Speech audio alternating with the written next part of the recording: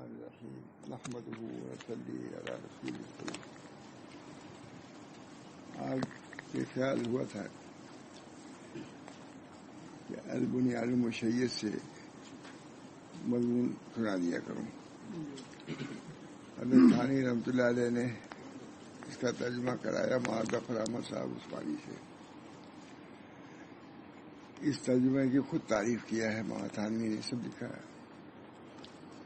اس کو بہت مفید بتلایا ہے اور کہا ہم لوگ بالکل مزاج کے مطابق ہے. سننے سنانے کا بھی اشارہ دیا بلکہ حکم دیا ہے. تو خیال تھا کہ اسی سے شروع کریں گے. صبح انہوں نے کہا بھی تھا. اب یہ واقعہ ہوا تو بہت رنج ہوا، غم ہوا. اور واقعی مولانا گھر کے ایک فرد ہی سے ہو گئے تھے. جی واقعی ہر چیز کا خیال رکھتے تھے. جتنی چیز اس کو مل سکتی تھی لے آتے تھے ہدیہ میں. ہم لوگ بھی کوشش کرتے تھے کہ ان کی پوری خاطرداری کریں، ان کی رعایت کرتے تھے. بہرحال یہ ارادہ تھا کہ اسی سے وہ سنائیں گے. تو شروع سے سناتا میں.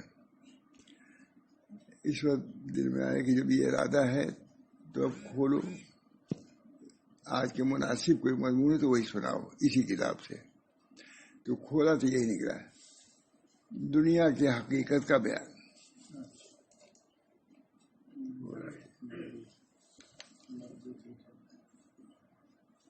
دنیا کی حقیقت یہ تو سب کو معلوم ہی ہو گیا کہ ہمارے بہت ہی خاص محب محبوب حافظ صغیر احمد صاحب، احمد ہی نام تھا، صغیر عالم صاحب کا انتقال ہو گیا ہے. رنج و غم ہے. اس بنا پر خیال ہوا اسی کے مناسب اس کتاب سے سناؤں.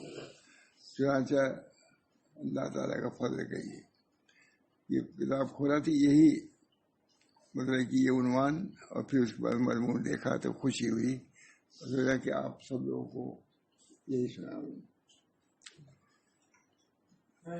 فرما رہے ہیں عنوان ہے دنیا کی حقیقت کا بیان. بزرگوں اللہ کے پاس سب کو جانا ہے. سیدنا رفاعی فرما رہے ہیں جن کی کرامت بھی سنا دوں گا آخر میں. بزرگوں اللہ کے پاس سب کو جانا ہے، اسی کی طرف لوٹنا ہے.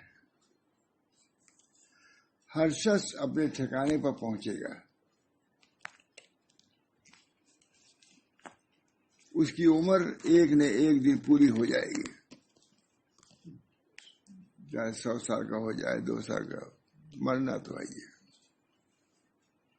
موت کا دن آئے گا.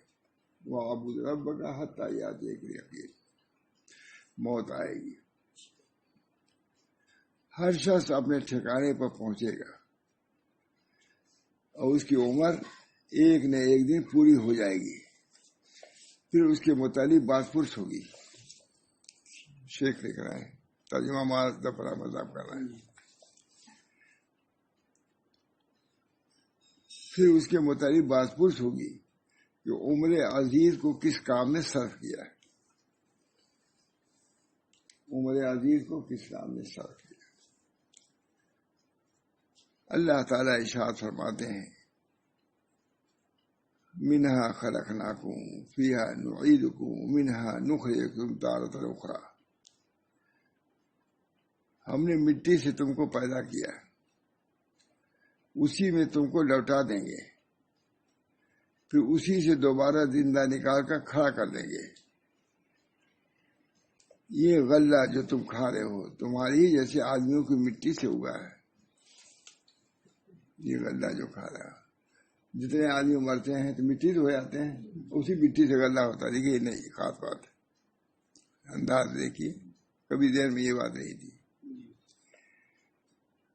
ہم نے مٹی سے تم کو پیدا کیا، اسی میں تم کو لوٹا دیں گے، پھر اسی سے دوبارہ زندہ نکال کر کھڑا کر دیں گے. یہ غلہ جو تم کھا رہے ہو تمہارے جیسے آدمیوں کو مٹی سے اگا ہے، کیونکہ زمین کے اندر بے شمار مخلوق دفن ہے جس کے بدن مٹی میں مل گئے ہیں. تو وہ بھی مٹی ہو گئی. ان میں قوت بھی تھی، سخت جنگجو بھی تھے، مگر سب چل دیے، سب چل دیے.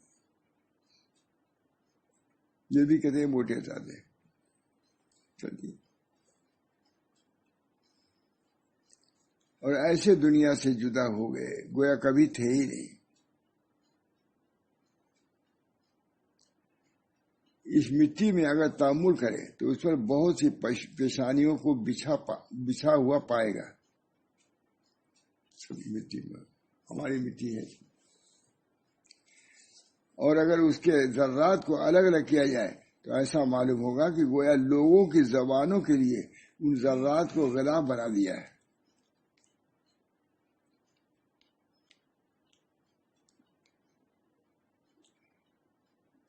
صاحب ہم بہت سی زبانوں، پیشانیوں، رخساروں، لبوں کو روتے پھرتے ہیں.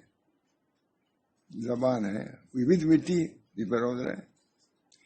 کتنی عمدہ. گویا لوگوں کی زبانوں کے لیے ان ذرات کو غلاف بنا دیا ہے.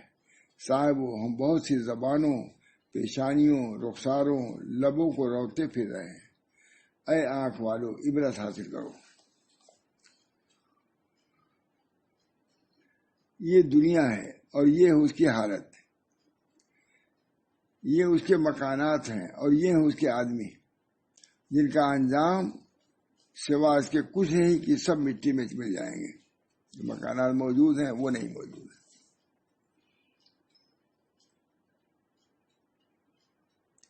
تم کو خدا کی قسم کیا اس غور و فکر اور اس عبرت کے بعد بھی دنیا اس کے مکانات کی اور اس کے بنانے سنوارنے کی کچھ طمع ہو سکتی ہے؟ مکانات سب موجود، مکین غائب، کہیں کچھ نہیں. بہت سے لوگ ایسے ہوتے ہیں مجھ سے مکان بنواتے ہیں، آخری دن ان کی وفات ہو جاتی ہے. ایک ہم راستے میں مجھ کو یاد آتا ہے، بہت عمدہ مکان بنا ہوا اور انہوں نے کھڑے ہو کے بنوایا، یہ تیار ہوا اسی دن ختم ہوئی، دوسرے لوگ آئے. ہاں یہ بھی دیکھیے ٹھیک ہے.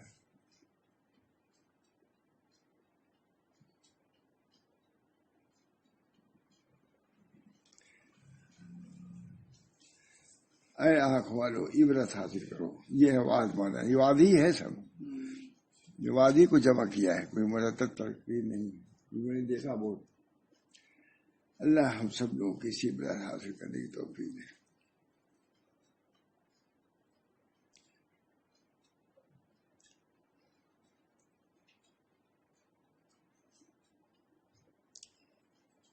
تم کو خدا کی قسم کیا اس غور و فکر اور اس عبرت کے بعد بھی دنیا اس کے مکانات کی اور اس کے بنانے سنوارنے کی کچھ طمع ہو سکتی ہے؟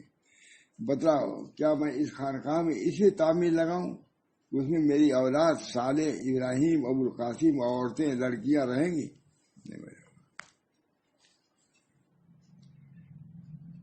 یا اس گھر کو آباد کروں جس میں دوستوں سے جدا ہو کر مٹی سے کمر لگا کر مجھے خود رہنا ہے؟ اس کو تو آباد کروں اور خود آ کے قبر میں بیٹھنا ہے. کیا اس خانقاہ کو میرے باپ نے اپنے سواروں، پیادوں کی مدد سے بنایا تھا اور بنا کر میرے لیے اپنے بات چھوڑ گئے تھے؟ نہیں، خدا کی قسم نہیں، بلکہ یہ مجھے اللہ تعالیٰ نے اپنے احسان سے عطا فرمائی ہمارے کو. خدا کی مہربانی اور کرم سے سب کچھ ہوا. اور کیا یہ احسان کچھ میرے ساتھ مخصوص ہے؟ نہیں، خدا کی قسم نہیں، بلکہ دنیا تو اللہ تعالیٰ ہر شخص کو دیتے ہیں، بڑے بڑے کافر مشرک سبھی کو دیتے ہیں، بلکہ دنیا تو اللہ تعالیٰ ہر شخص کو دیتے ہیں. جس سے اللہ کو محبت ہے اس کو بھی، اور جس سے محبت نہیں اس کو بھی. ہاں آخرت کی نعمت صرف اسی کو دیں گے جس سے ان کو محبت ہے. دنیا کی محبت سے سب کو دیں، کوئی اس میں فرق نہیں. ہاں آخرت کی نعمت صرف اسی کو دیں گے جس سے اس کو محبت ہے. خدا تعالیٰ نے میرے باپ کو بھی گھر دیا، جگہ دی، کپڑا اور کھانا دیا، اس طرح مجھے بھی سب کچھ دیا، اور میری اولاد و عیال کے لیے بھی اللہ کے علم میں رزق ہے جو لوح محفوظ میں مقدر ہو چکا ہے۔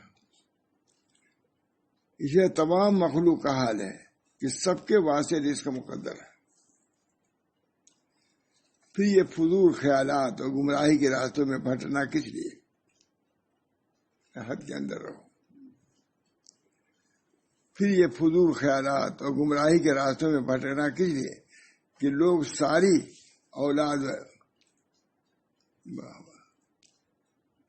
عمر کہتے ہیں کہ لوگ ساری عمر اولاد و عیال کے لیے مکان بنانے، جائیداد وغیرہ حاصل کرنے میں ضائع کر رہے ہیں، اپنے واسطے کچھ نہیں کرتے۔ دیکھیے واقعی بات یہ ہے مولانا، اپنے واسطے کچھ نہیں کرتے۔ ہوشیار عقل مند وہ ہے جو اپنے پروردگار سے ڈرے۔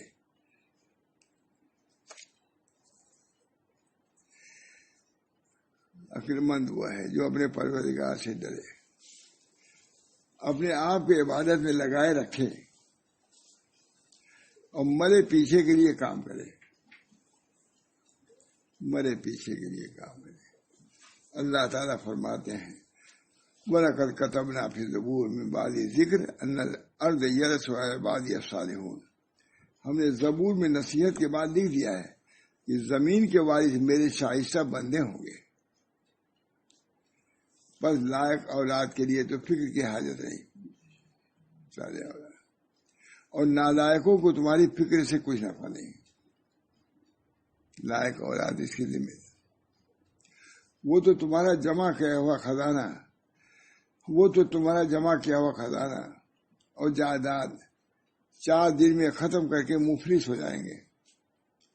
اس آیت کی تفسیر میں لوگوں نے اختلاف کیا ہے کہ زمین سے مراد یہی زمین ہے یا جنت کی زمین، اور شائستہ لوگوں سے مراد نیک کام کرنے والے ہیں یا وہ جو سیاست اور حکومت کے لائق ہیں، اور میراث سے مراد باطنی میراث ہے یا ظاہری حکومت۔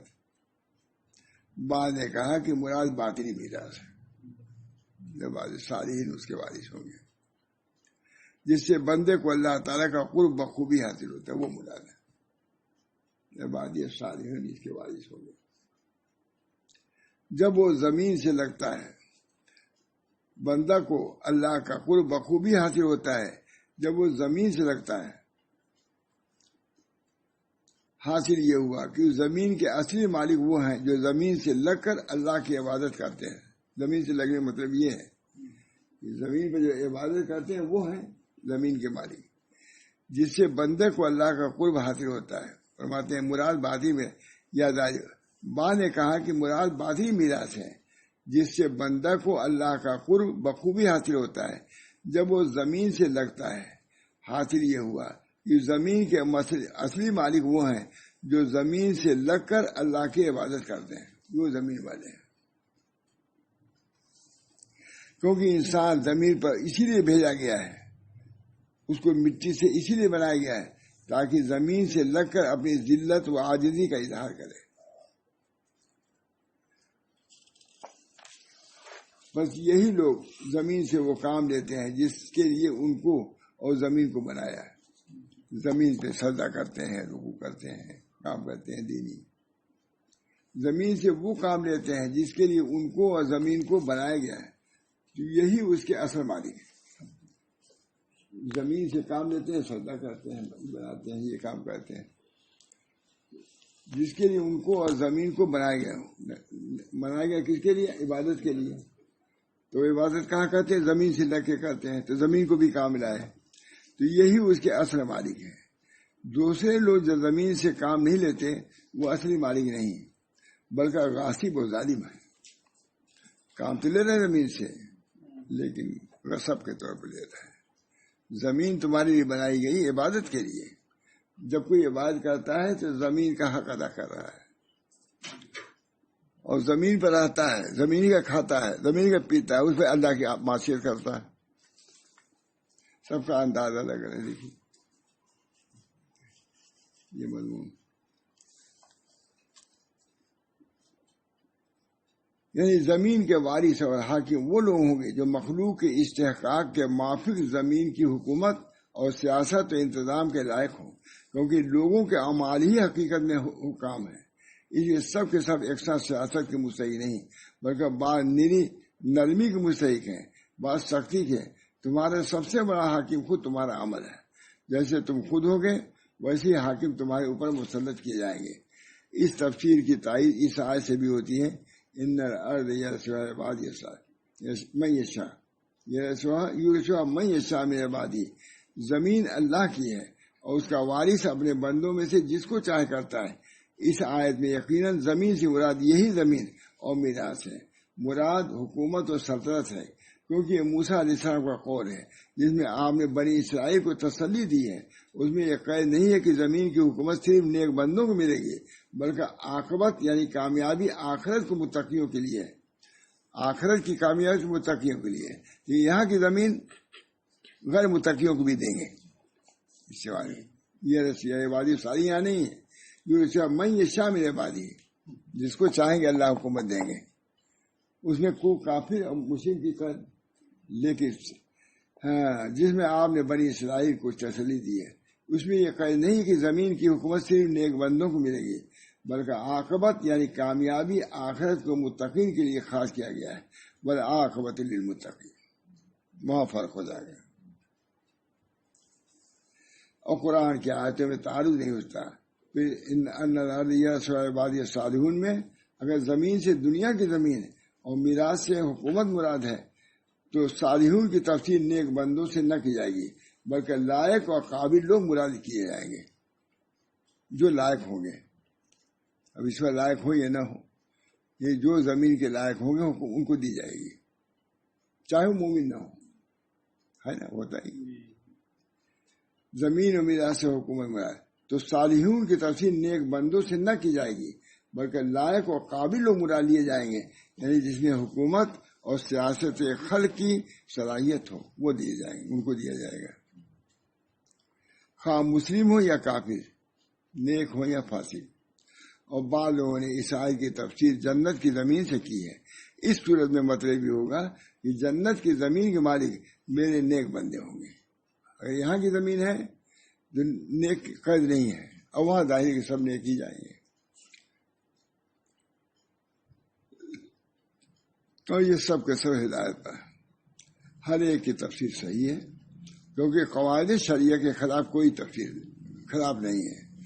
بہرحال یہ آیت بتلا رہی ہے کہ اگر اولاد قابل اور صالح ہوگی تو خود بخود زمین کی وارث ہو جائے گی، اگر اولاد قابل اور صالح ہوگی تو خود بخود زمین کی وارث ہو جائے گی، اور ناقابل ہوگی تو باپ دادا کے ترکے کو بھی برباد کر دے گی۔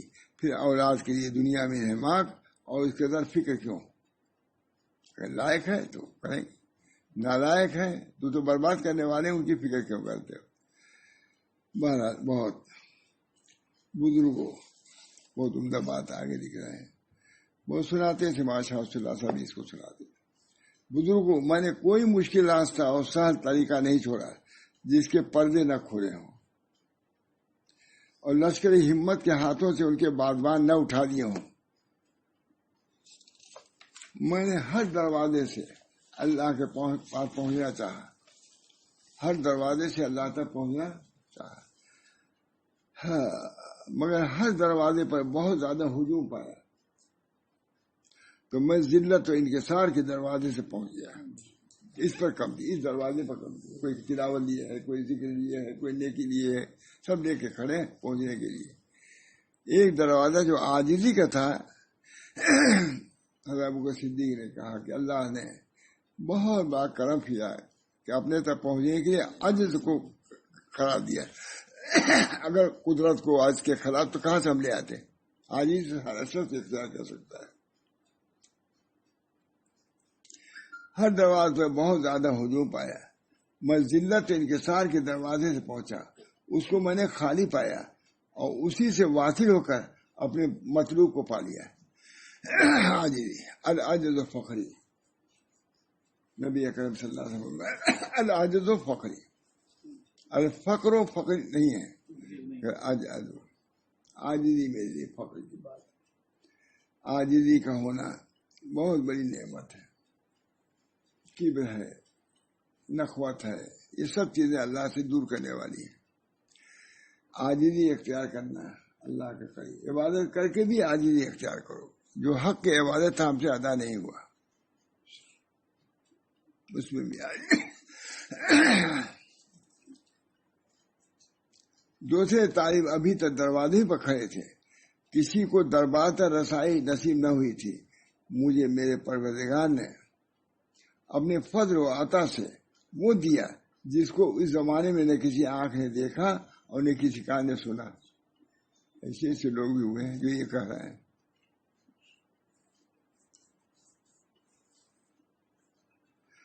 نہ کسی بشر کے دل پر اس کا خیال گزرا۔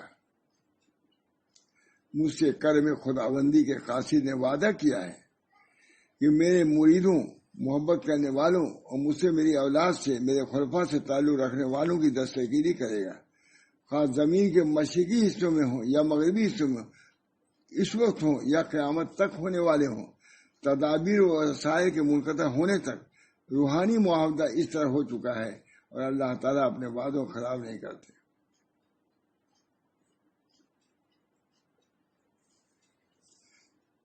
میری اولاد سے، میرے خلفاء سے تعلق رکھنے والوں کی دستگیری کرے گا، یہ وعدہ ہو چکا ہے اللہ تعالیٰ۔ مجھ سے کرم خداوندی کے قاصد نے وعدہ کیا ہے کہ میرے مریدوں، محبت کرنے والوں اور مجھ سے میری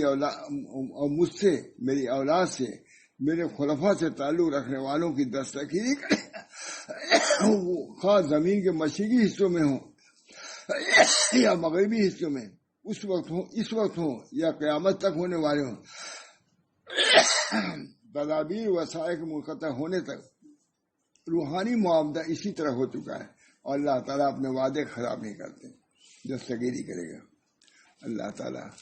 چاہے ہم اس سلسلے کے نہ ہوں، محبت کرنے والے میں سے نہیں ہیں۔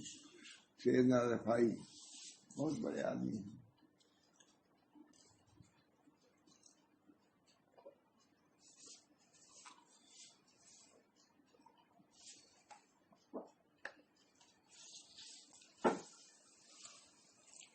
فرماتے ہیں بزرگوں، کھانے پینے، پہننے اور امن و عافیت، دین وغیرہ سے نعمتوں کی تعظیم کرو۔ بزرگوں، کھانے پینے، پہننے، امن عافیت اور دین وغیرہ سب نعمتوں کی تعظیم کرو۔ یہ نعمتیں جو ملی ہیں اللہ کا فضل ہے، نعمت۔ تو تمہارے پاس ہمیشہ کے لیے نعمتیں رہیں گی۔ نیک بندوں کی توجہات کے ذریعے یقین کو کامل کرو۔ نیک بندوں کی توجہات کے ذریعے یقین کو کامل کرو، کیونکہ اللہ تعالیٰ کی نعمتیں ان پر برستی اور اللہ کے مدد کے بعد ان پر سایہ کرتے ہیں۔ اللہ تعالیٰ نے اپنے مدد سے ان کو اپنے تک پہنچنے کا راستہ بتلا دیا ہے، کیونکہ اللہ تعالیٰ کی نعمتیں ان پر برستی ہیں اور اللہ کے مدد کے بادل ان پر سایہ کرتے ہیں۔ اللہ تعالیٰ نے اپنی مدد سے ان کو اپنے تک پہنچنے کا راستہ بتلا دیا ہے، اپنا مقرب بنایا ہے، اپنی معرفت دی ہے، تو انہوں نے اللہ کو پہچان لیا۔ اللہ تعالیٰ نے ان کے سینوں کو ایمان کے لیے کھول دیا، ان کو تمام انسانوں کا سردار بنا دیا۔ اللہ کو ان سے محبت ہے، ان کو اللہ سے محبت ہے۔ اللہ والوں کی تعریف کر رہے ہیں۔ اللہ تعالیٰ نے ان کو تمام انسانوں کا سردار بنایا۔ اللہ تعالیٰ کو ان سے محبت ہے، ان کو اللہ سے محبت ہے۔ اللہ تعالیٰ ان سے راضی، وہ اللہ سے راضی۔ یہی ہے بڑی کامیابی بزرگوں سے تعلق رکھنے میں، یہ سب فوائد ہیں۔ اللہ ایسے ہی کہتے ہیں۔ یہی ہے بڑی کامیابی۔ اللہ پر توکل، بھروسہ کے ستونوں کی بنیادوں کو مضبوط کرو۔ توکل، اللہ تعالیٰ پر توکل کے ستونوں کی بنیادوں کو مضبوط کرو۔ اللہ پر بھروسہ، سب کچھ وہی ہے۔ ہمارے حضرت فرماتے ہیں دو چیزیں لازمی، تواضع اور توکل۔ ماشاء اللہ صاحب نے توکل اختیار کرو، اللہ سے تعلق پیدا ہوگا۔ تواضع اختیار کرو تو مخلوق سے تعلق درست ہو جائے. یہی دونوں اصل ہیں اللہ تک پہنچنے کے لیے. یہی دو چیزیں، حقوق اللہ کو ادا کرنا، حقوق العباد کو. حقوق اللہ کو ادا کرو گے توکل سے، حقوق العباد کو ادا کرو گے تواضع سے. دونوں سب ایک ہے. اپنی دعاؤں کے الفاظ اور عنوان ایسے بناؤ جس کے معنی اللہ کے لیے خاص ہوں. ایسا نہ کرو کہ جو مشترک معلوم ہو اللہ. نفس اور شیطان سے بچتے رہو. نفس اور شیطان سے بچتے رہو. اور ہر کام میں احتیاط کا خیال رکھو.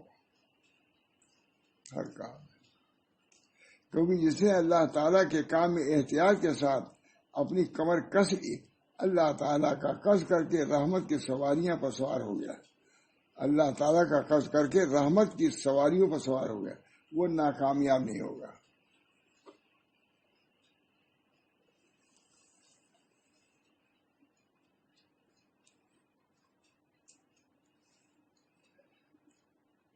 واعظ کہنے والا اللہ تعالیٰ کے اس ارشاد کے بعد کیا کہے گا؟ ہر شخص کو اس کے کیے کا بدلہ ملے گا، یہی کہے گا. نصیحت کے واسطے ارشاد بس ہے.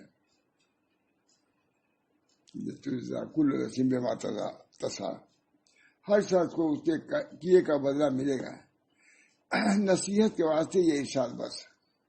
ہر آدمی کو بدلہ ملے گا جو کرے گا. یہ نصیحت معمولی ہے.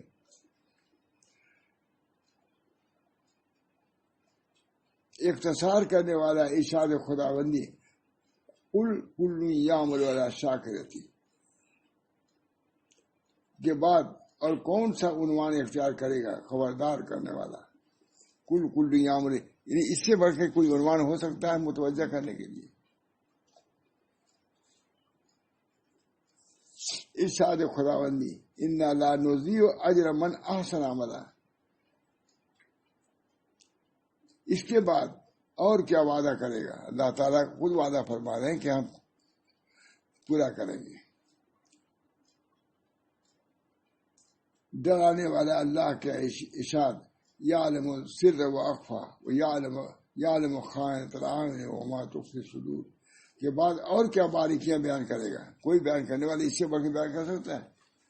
قرآن جو بیان کر رہا ہے بہت حضرت فرماتے ہیں. کیا قرآن سے بڑھ کے کوئی واعظ ہو سکتا ہے؟ اس کو دیکھ رہے ہیں. یہ باتیں قرآن نے جب کہا ہے، اس سے بڑھ کے کوئی واعظ کیا کر سکتا ہے؟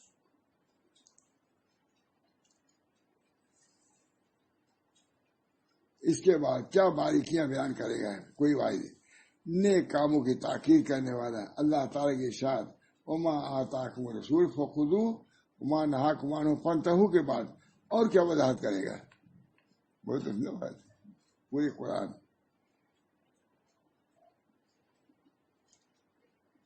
رسول اللہ صلی اللہ علیہ وسلم تم کو کچھ دیں اس کو اختیار کرو، اور جس سے روک دیں اسے باز آ جاؤ.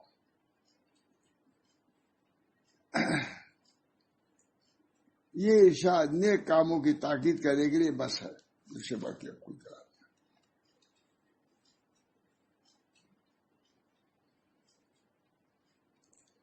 برے کاموں سے روکنے والا حق تعالیٰ کے ارشاد فلیحذر الذین یخالفون عن امرہ کے بعد اور کیا اعلان کرے گا؟ کہ جو لوگ رسول اللہ صلی اللہ علیہ وسلم کے حکم کی مخالفت کرتے ہیں ان کو ڈرتا رہنا چاہیے وہ کسی فتنے میں یا سخت عذاب میں گرفتار نہ ہو جائے. اس سے بڑھ کے ڈرنے کی کیا بات ہوگی؟ آیتیں لے آ رہے ہیں کہ یہ سب نصیحت کے لیے کافی. برے کاموں سے روکنے کے لیے یہ ارشاد بہت واضح اور کافی ہے. کوئی عقل والا اللہ تعالیٰ کی ارشاد وَمَن يَعْمَلْ مِثْقَالَ ذَرَّةٍ خَيْرًا يَرَهُ وَمَن يَعْمَلْ مِثْقَالَ ذَرَّةٍ شَرًّا يَرَهُ کے بعد اور کیا معیار بتلائے گا؟ اس سے بغیر کوئی بتا سکتا ہے؟ اس وجہ سے امام ابو حنیفہ رات بھر اس کو کہتے رہ گئے اے وہ ذات جو ذرہ برابر نیکی کا بدلہ نیکی سے دے گا اور ذرہ برابر بدی کا بدلہ بدی سے. امام حنیفہ کہتے داڑھی پکڑ لیا یہی کہتے رہے اس عبد نعمان کو آگ سے بچائیے. جب آپ کا یہ ارشاد ہے بار بار اسی کو دہراتے تھے. بہت حضرت اس کو سناتے تھے، مجھے بہت سناتے تھے. اور فرماتے تھے امام صاحب کا یہ حال تھا، ہم ان کے قول کے اتباع کرتے ہیں، ان کے حال کی اتباع نہیں کرتے. اس حال کو بھی پیدا کرو امام حنیفہ کے. یہ ارشاد ایسا جامع ہے کہ تمام اعمال کو شامل ہے. اس سے بڑھ کر جامع قانون کون بیان کر سکتا ہے؟ کوئی نہیں کر سکتا. یہ عمدہ بات ہے. الف لام میم ذالک الکتاب لا ریب فیہ ھدی للمتقین، یہ کامل کتاب ہے، اس میں ذرا شک و شبہ کی گنجائش نہیں ہے.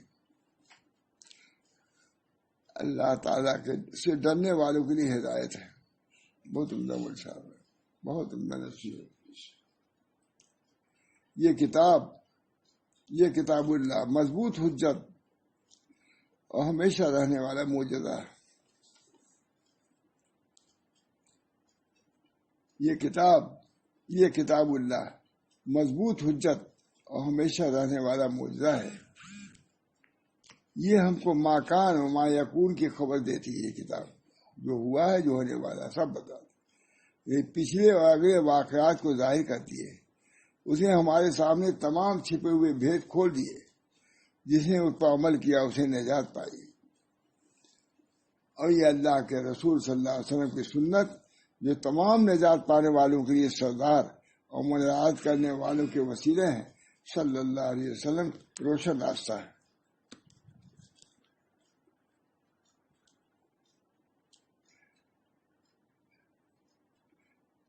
اور یہ اللہ کے رسول صلی اللہ علیہ وسلم کی سنت جو تمام نجات پانے والوں کے سردار اور مناجات کرنے والوں کے وسیلہ ہیں، صلی اللہ علیہ وسلم روشن راستہ ہے، جن کے پیچھے گمراہی کا نام بھی نہیں. اور یہی اس جماعت صوفیہ کا راستہ ہے جس پر چلنے کا ثمرہ ہے کہ اللہ تعالیٰ ان کے ساتھ ہو جاتے ہیں. ان اللہ مع الذین اتقوا والذین هم محسنون. بے شک اللہ ان لوگوں کے ساتھ ہے جنہوں نے تقوی اختیار کیا ہے.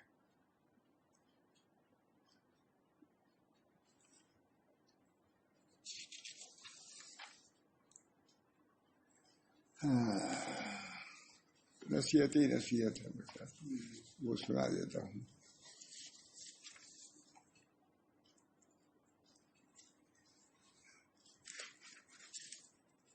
نہیں سناتا اب یہاں اپنے گھر میں تو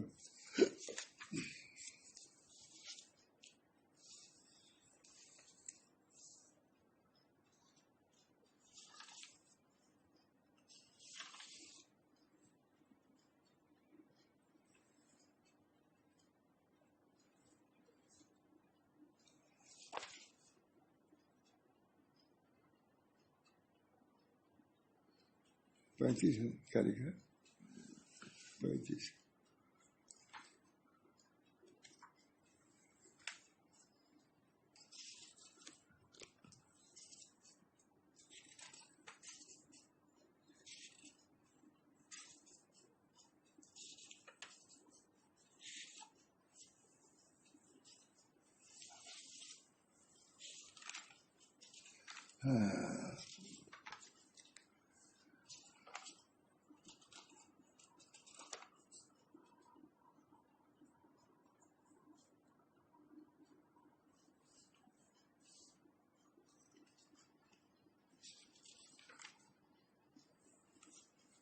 اسی یہ بہت ہے ان کی کرامت جو بہت مشہور ہے، جس کو ہر جگہ میں بڑا نہیں بیان کرتے، لیکن اب یہاں تو حضرت تھانوی اور یہ نے بیان کیا تھا. اب مجھے ہمت ہوگی، میں نے دیکھا نہیں تھا جس کو، مجھے معلوم تھا ہی.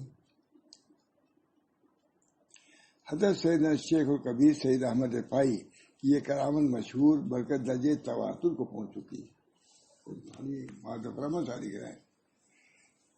کہ سن 555 ہجری میں آپ مدینہ منورہ پہنچے اور روض اقدس و انور میں حضور پرنور سیدنا رسول اللہ صلی اللہ علیہ وسلم پر صلاۃ و سلام عرض کرنے حاضر ہوئے. جو ان الفاظ سے سلام کیا ہے: السلام علیک یا جدی، آپ پر سلام ہو اے میرے نانا. نواسے تھے. آپ پر سلام ہو اے میرے نانا. جواب میں روض اقدس سے آواز آئی وعلیکم السلام یا ولدی. تم پر سلامتی ہو اے میرے بیٹے، تم پر بھی سلام ہو. اس آواز مبارک سے حسین احمد کبیر پر حالت وجد طاری ہو گئی اور جوش محبت و فرط اشتیاق میں عرض کیا، جب میں دور تھا، عربی میں ہے، جب میں دور تھا تو اپنی روح کو بھیج دیا کرتا تھا، وہ میری طرف سے نائب ہو کر آپ کی قدم بوسی کر جاتی تھی. دور تھا، دوسرے ملک میں تھا، تو روح کو بھیج دیتا تھا تو میرے نائب قدم بوسی کر جاتی تھی.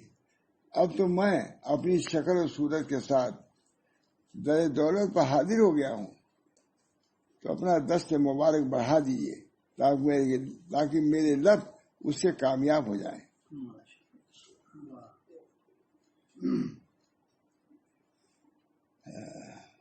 ٹھیک سے کبھی بیان نہیں کیا تھا میں نے، پڑھا تو نہیں تھا میں نے، یوں بیان کرتا رہا ہوں.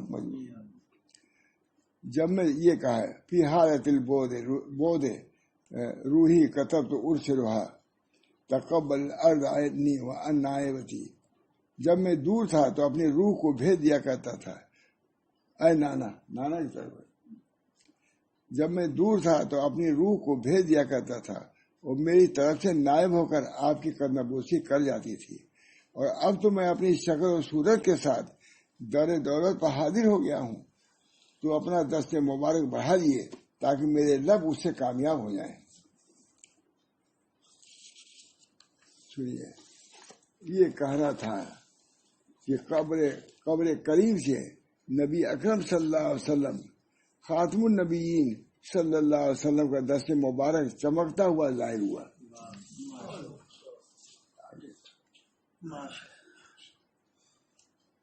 بیان کیا ہم نے کبھی، ہاں، لیکن زیادہ اتنا ہم کو خود الفاظ یاد نہیں تھے، نہیں دیکھا بھی نہیں تھے کبھی. کتاب دیکھنے سے فائدہ ہوتا ہے. یہ الفاظ ہے، قبر کریم سے نبی اکرم صلی اللہ علیہ وسلم کا دست مبارک چمکتا ہوا ظاہر ہوا،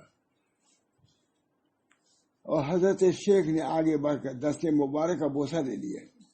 دست مبارک، جس کے بعد وہ پھر قبر شریف میں مخفی ہو گیا. دست مبارک سمجھ رہے نا. اس واقعے کے دیکھنے والے ہزاروں آدمی تھے. یہ کہنا ہے.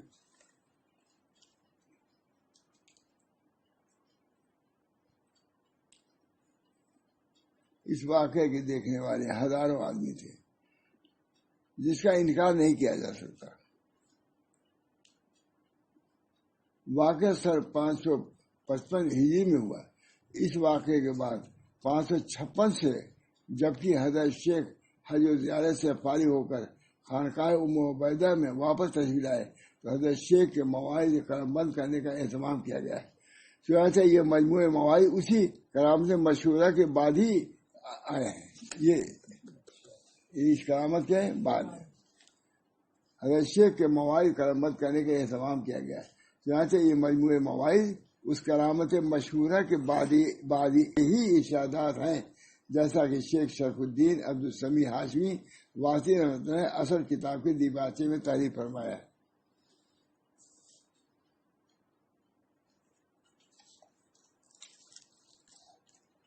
شیخ شرف الدین عبدالسمیع رحمۃ اللہ فرماتے ہیں کہ میں نے اور میرے احباب کی ایک بڑی جماعت نے حضرت شیخ کے دہن مبارک سے سن کر ان مواعظ کو جمع کیا ہے جو ہم نے سنایا ہے. یہ بھی ایک اچھی بات ہوئی ہے، کبھی سنائے نہیں، اور اس کا اہتمام کیا ہے. حضرت شیخ کے الفاظ بین ہی بے جنسی ضبط کیا جائے. شیخ کے الفاظ کے بین ہی بے جنسی ضبط کیا جائے.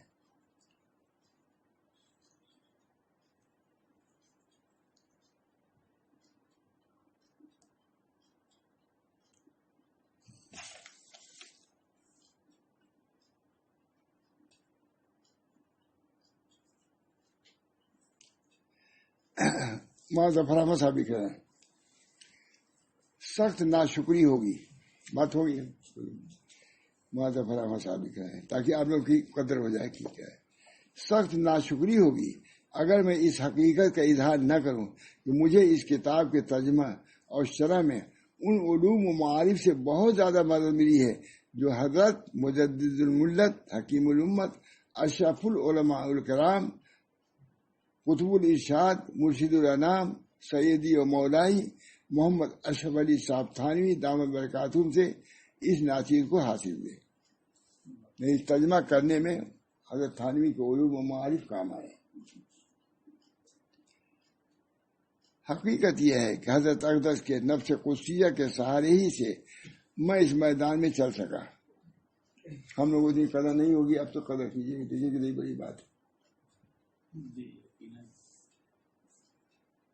حقیقت یہ ہے کہ حضرت قدس کے نفس قدسیہ کے سہارے ہی میں اس میدان میں چل سکا، ورنہ اس قابل ہرگز نہ تھا.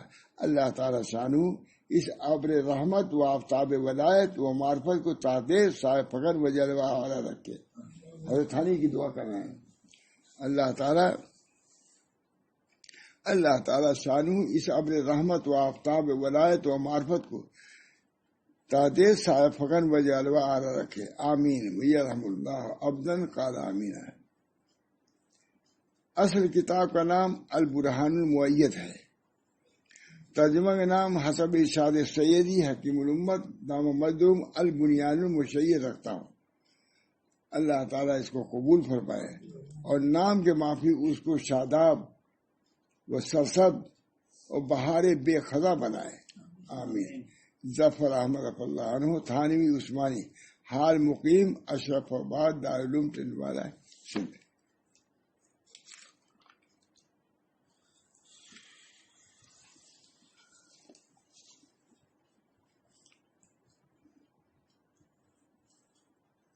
اللہ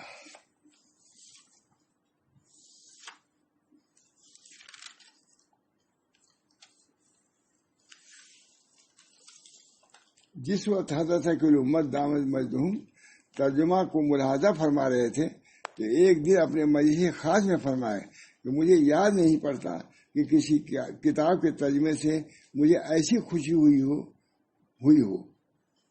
ایک موقع پہ یہ بھی فرمایا یہ کتاب اس قابل ہے کہ صادقین روزانہ بطور ورد کے اس کا مطالعہ کیا کریں. اور کما کار سنیے نا، یہ بھی تب یہی ارادہ کیا تھا سناؤں گا، آج موقع ایسا آ گیا تو اچھا ہی ہوا.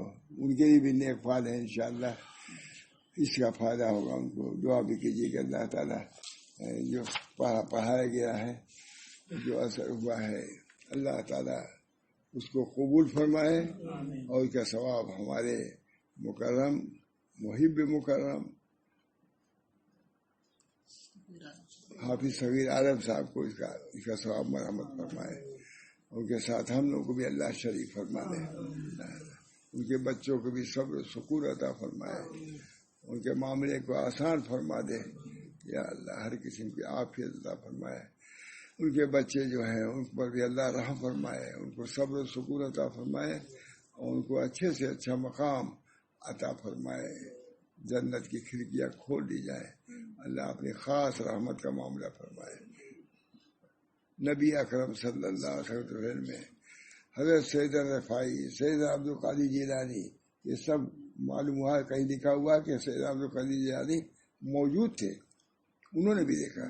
اللہ تعالیٰ اس جو مجلس ہوئی ہے اللہ اس کو بھی قبول فرمائے. ہم سب لوگوں کے لیے اللہ تعالیٰ اس کو موجب سعادت، موجب کرامت، دخول جنت بنائے. ربنا تقبل منا انک انت السمیع العلیم برحمتک یا ارحم الراحمین. محمد سید نبی کریم صلی اللہ علیہ وسلم.